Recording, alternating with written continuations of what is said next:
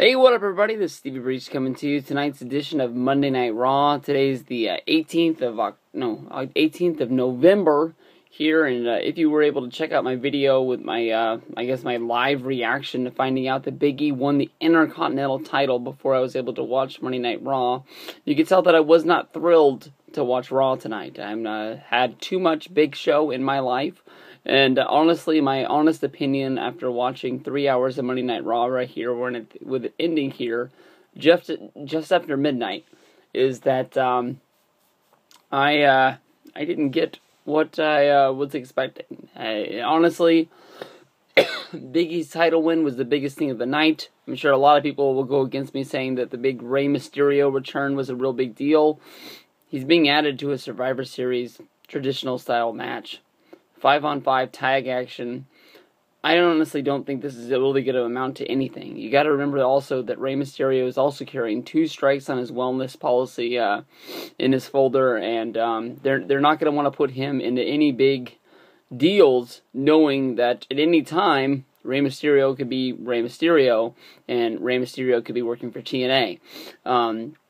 No one has ever fallen to failing a third drug test. It has been widely speculated that maybe Kurt Angle did, and that's what led to his WWE release before he went off and signed with TNA, before we could find out what was going to happen. If you remember, what was going on at that time was that WWE had to stick to their guns to what they told Congress, that if somebody failed a third drug test, they would be fired. But there's no real clear-cut answer on what happens once they're fired. Is it that they go to rehab, they get cleaned up, and they come back on a trial basis? Is it that they have to sit out a certain amount of time? We don't know. But Rey Mysterio is a guy who failed a test not that long ago, getting his second strike. I honestly can't remember off the top of my head, but I know it's been in the last 2 years, I'm pretty sure. And he hasn't even been in ring that often in the time that he's been healthy. I've never been the biggest Rey Mysterio fan, so I'm not going to have the biggest words for him. Every once in a while, he'll pop up and have a big match that I like. But it's after the fact that I just have said so many times that I don't care about it, that I think my expectations are so low that it sort of blows my mind. The main event of the Raw tonight was a 6-on-6. I think it was the same match that everybody in the world had been asking for the last week, wondering why it wasn't added to Survivor Series. You had the Shield and you had the Wyatts. They teamed up. There was no real controversy. There was some looks. There was a little bit of tension, but there was no going at it like there was last week. They went up against the 3 teams of Team Best in the World, the Rhodes family, and the Usos. And honestly, the match was fucking long. I'd say honestly, it probably was it was over 30 minutes. It was probably close to 40 minutes long, and it got to the point that yes, even though I knew that Rey Mysterio was going to be debuting in the match because so many people tweeted it to me on Twitter. Wondering what my thoughts about him coming back was, that I already knew what was going to go down.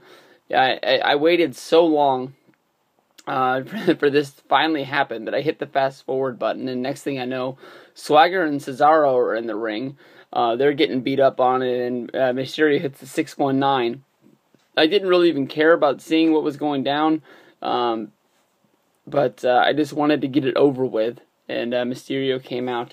Honestly, if you ask me what the real highlight of the Monday Night Raw thing was, besides for the big Axel win, I think Vickie Guerrero gets my... I won't make her the MVP of this show, but she deserves something special.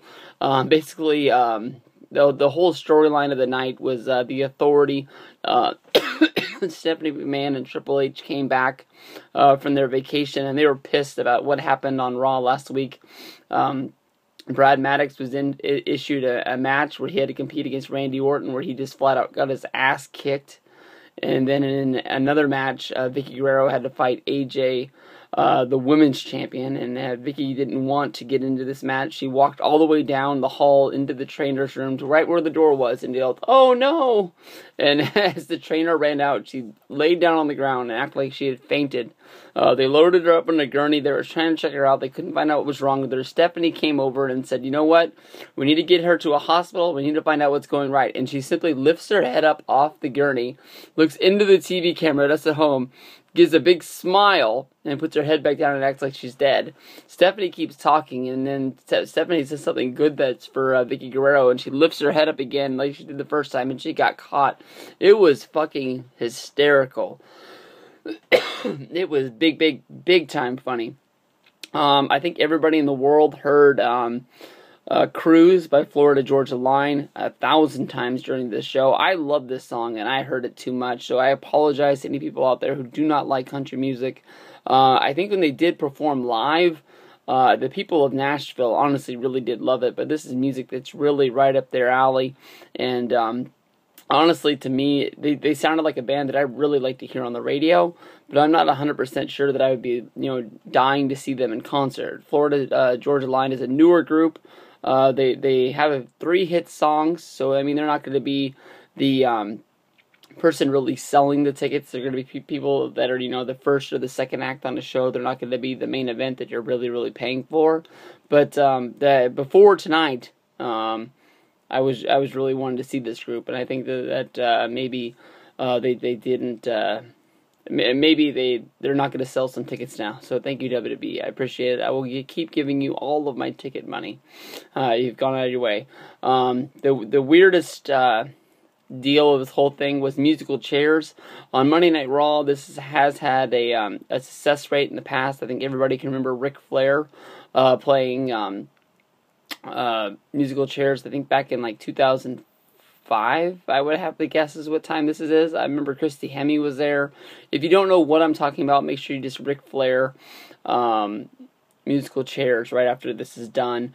Basically, they bring all the divas out there. A match sort of gets started, and then it just breaks out to an all-out brawl where it ends up being the Total Divas clan inside the ring, and then they have the rest of the divas on the outside of the ring, and this is going to lead to a fight at the pay-per-view where they're going to do a traditional Survivor Series match.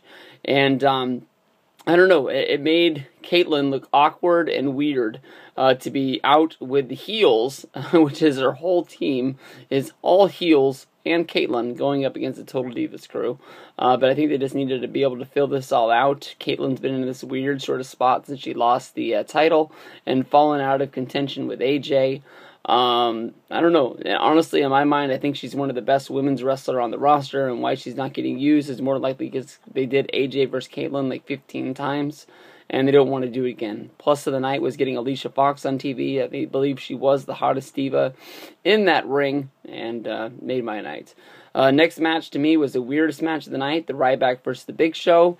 Ryback almost got the win. I mean, if Big Show was a #1 contender that ever really looked more vulnerable than tonight, I don't know who it was. Ryback, I did it again because Zach got it in my head because I accidentally said it in my last video. I said it again. Thanks, Zach.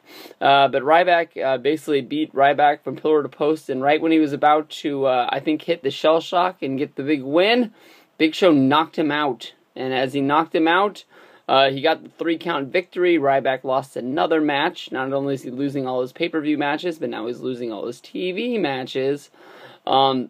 Big Show was attacked by Randy Orton. Big Show hit one hell of a killer spear. I thought it was Ryback who was stealing Goldberg's gimmick, but not only is Big Show stealing Daniel Bryan's yeses, he's stealing Goldberg's spear. Basically, after the spear, Andy rolled. I'm all messed up. All right, after the spear by Big Show, Randy rolled out of the ring. And he was pissed, and he went and he told on the Shield, the Triple H. Triple H was saying that at the pay-per-view it's going to be one-on-one. We believe in you, Randy, and we're not going to help you out. Randy's pissed because he doesn't think the Shield has his back. Shield doesn't really want to help Orton because they don't think Orton has their back. and the whole thing's all messed up. Next match, the Real Americans. You had Cesaro and Swagger out there going up against Miz and Kofi. Miz is turning into the total dick that he used to be when we really liked him. The only difference is now is that he's got some wussy-ass haircut. He's pissed off because Kofi wouldn't tag the guy into the ring. Kofi lost the match. Kofi and Miz are all pissed off. Now they're going to fight in a match nobody cares about on the pre-show match. Pre-show main eventers coming back for the night will be Bret Hart, Booker T, and Mick Foley. First time Bret Hart will be making a trip back to the Survivor Series. I bet there's going to be some stories told that night. It might be a good show to watch. Is the pre-show. Vicky Guerrero and AJ already talked about that. Dolph and Sandow in a Broadway brawl where they beat the shit out of each other with a whole bunch of musical instruments that were set up in the ring, like a band was about to have a concert or something like that. This is going to be one that probably in a little while we're really going to want to remember. It'll probably be released on some sort of a hardcore DVD or something like that, and you watch it and you're like, oh fuck, I remember watching that back in the day, and it's better than I thought it was going to be. But for tonight, it's just really something that I didn't want to see. Cena came out there, said, hey yo, my arm's in a sling, I'm going to fight Del Rio and I'm going to beat him. Del Rio came out and said, nah, no you're not, and that was about it. Xavier Woods got his debut. He got to tag up with R-Truth. I feel sorry for Xavier Woods that he's gone through all of this to train and work hard, after he got released from TNA, to be signed by WWE, go all the way through FCW, finally debut in your R-Truth tag partner, and you're going up against a three-man band. You know what? You know how I said that Vicky was the MVP of the show? Screw that. Heath Slater was the MVP of the show. He was awesome in everything he did. And honestly, like, they had a skit where it was Florida Georgia line in the back with Zack Ryder. Zack Ryder was honestly acting like he cared about country music, and they had like a little promo stare-off between the guys, and all Heath Slater did was snap his fingers, and it was fucking hysterical.